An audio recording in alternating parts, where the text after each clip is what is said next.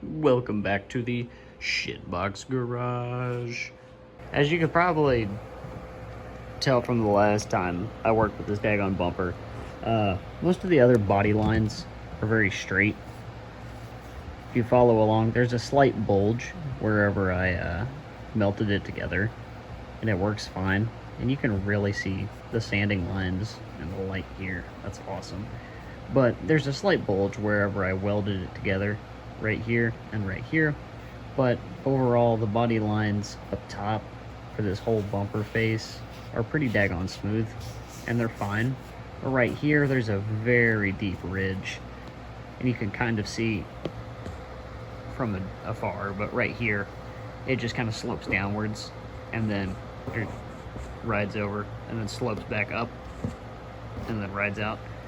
So today, I'm gonna go ahead and just smack a bunch of plastic in here and a bunch right here in the same shape, and then just kind of melt it down to hopefully fix these two body lines, and then just sand the life out of it to bring it back to what it was originally. I'm just messing around. Let's figure it out. There's a whole gabagool of wires in here, but don't be scared. Last time I was using this soldering iron, and I picked up the plastic welding kit, and guess what? It's another soldering iron with a different tip, but it also has some extra plastic, and then the mesh that I brought up, as well as a wire brush, heating it up right now. But it also looks just like the daggone soldering iron. Tell me I wasn't lying. This kit comes with a little bit of plastic that I was talking about, and I don't know if it's the same material, and it's probably fine enough and flexible enough to work. And also, I'm not filling a large section, so I probably shouldn't need to use wire mesh, but if you're super OCD and want to reinforce it or are concerned about it, there's that. Also, before I take it out, I got to take out these nuts for or these screws for the front license plate. We don't use those. Editor, cut that shit out. So before I go back to melting more plastic for forever, let me break it down for you. So I have all these pieces here that I cut off from the bumper that I used last time with a hacksaw. It's very resilient, rigid plastic. I couldn't break it with my body weight. If I tried, it would just bend. So this stuff's really tough, and that's why I'm gonna go ahead and melt it into the bumper, because it's probably less likely to crack as long as I get a good weld, plastic weld. All these pieces that I cut out fit right here in this gap. You take them out and rearrange them like a puzzle. Boom. So I have all these plastic pieces that kind of assemble and fill up the gap, break it down. Ooh, let me check this one. Check the body line on this. Focus. I mean, it looks kind of like crap, but it looks smooth. Super duper top down bumper view. License plate bolts. I'm gonna go ahead and take these bad boys off. Shit, hopefully it's on camera. Let me go ahead and try to use it. It's the same thing, but it has a triangle wedge on it. And I don't know if it necessarily hits any different temperatures. We'll see if it burns the plastic or if it melts it any differently from last time. Hopefully this time I can actually get something done without saying, I'm dragging it, I'm dragging it, I'm dragging it.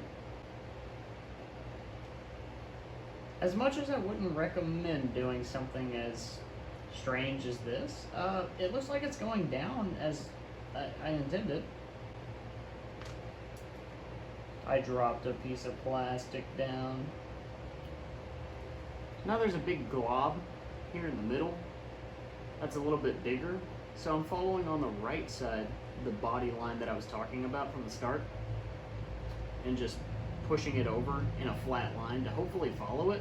And then again, as long as I get it larger than where it is, I can sand it down to the right side. I gotta melt this plastic down. Come on. Come on, big boy.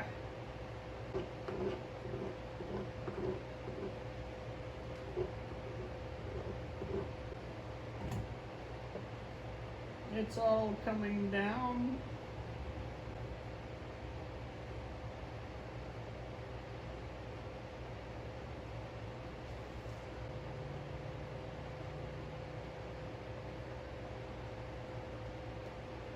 Dare I say I didn't prep it properly? Oh my goodness.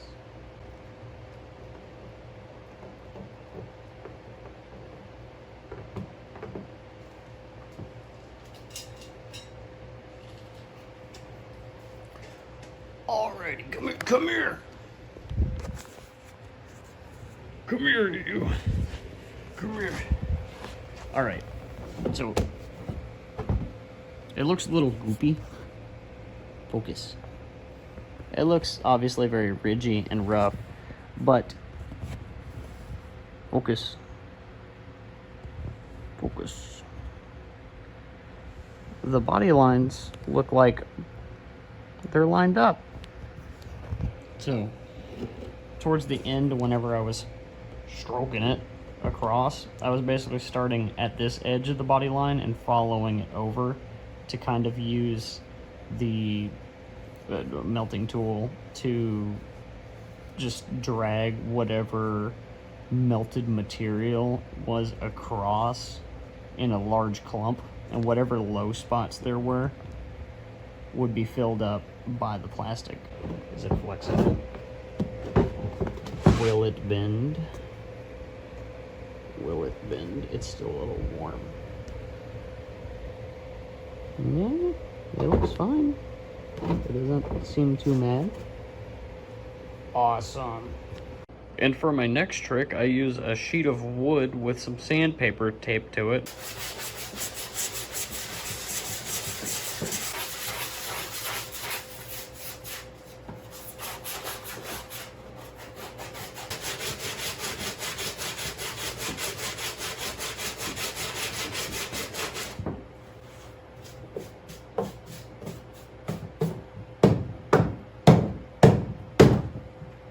Smack that thing.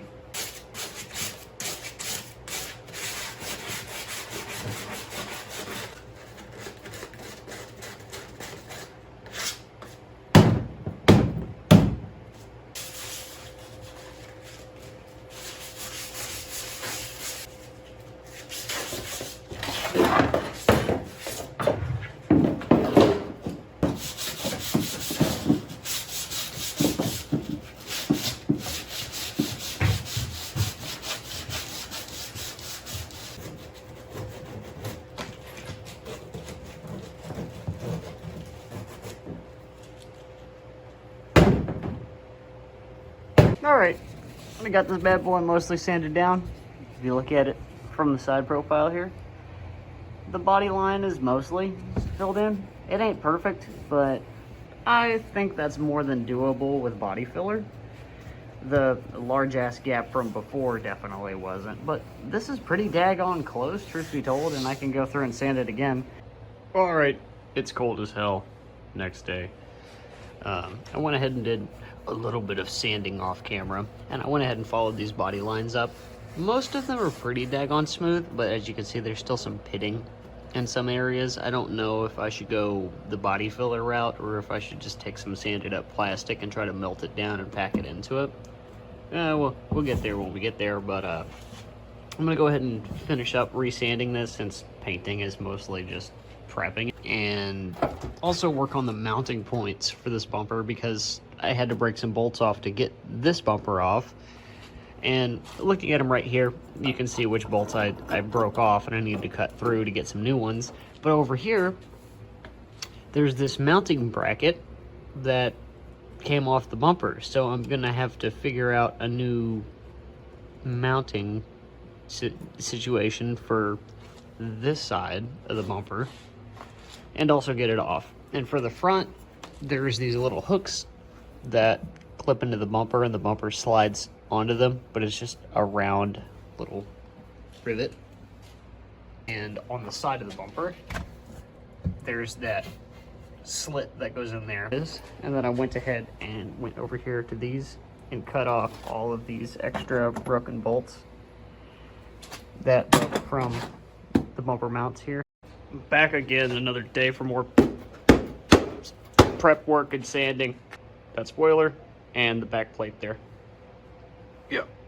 It's just another bumper. I can always get another one if I need to, but I was actually able to fix it, so heck yeah.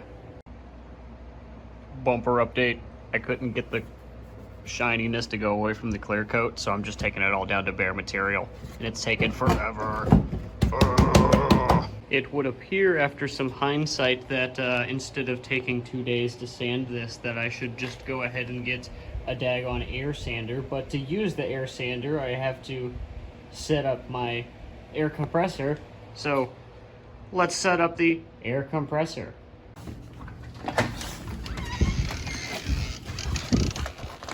Oh, cold.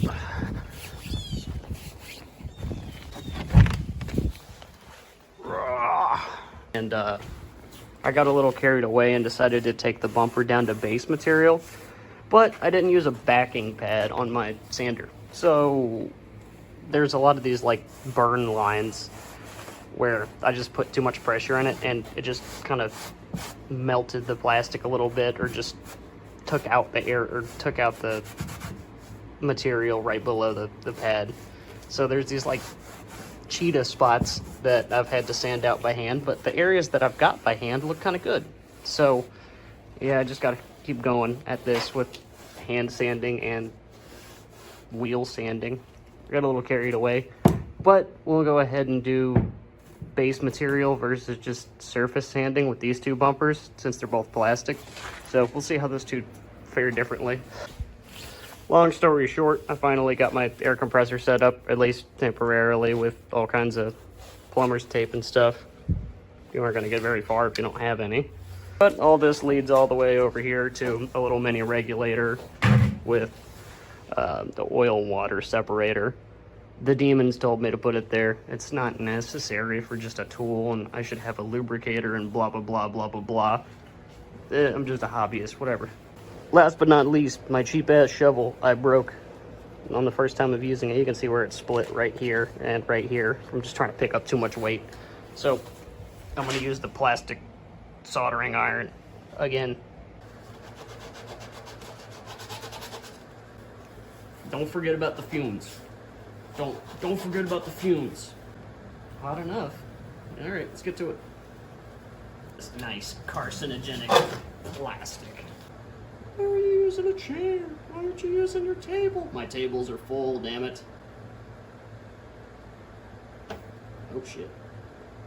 There we go. Got a nice big hunk of plastic melted off there. That looks awful.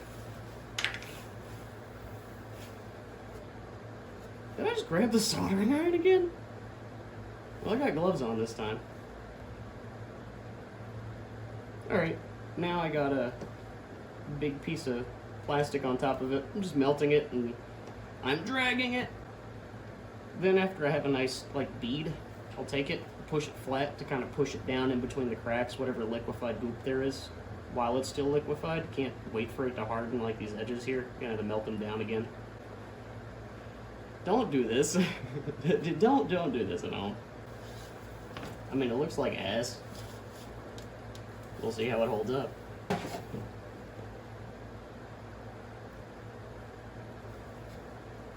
Alright, so we got a nice big goop over here from the large crack, and there was a small one in here. There's still a little nick right there, but the big crack next to the support here, I fixed that up and then kind of just smacked some goop on this one. So we'll see how these hold up in terms of using this kind of fixing material on this bumper, but I've also flexed the life out of it and it doesn't seem to break. And also I've managed to get it back in the same shape after sanding it quite a bit, and you can actually do something with Bondo. So hey, that's pretty good. Sounds pretty good. So go ahead and buy you a cheapo plastic welder. Very good. Very nice. Well, I think that's going to be it for now. It's cold as hell, and I really can't do much because I'm dying. I'm not built for these temperatures. I can't do it. I don't have a heated garage. I have an air conditioner up there.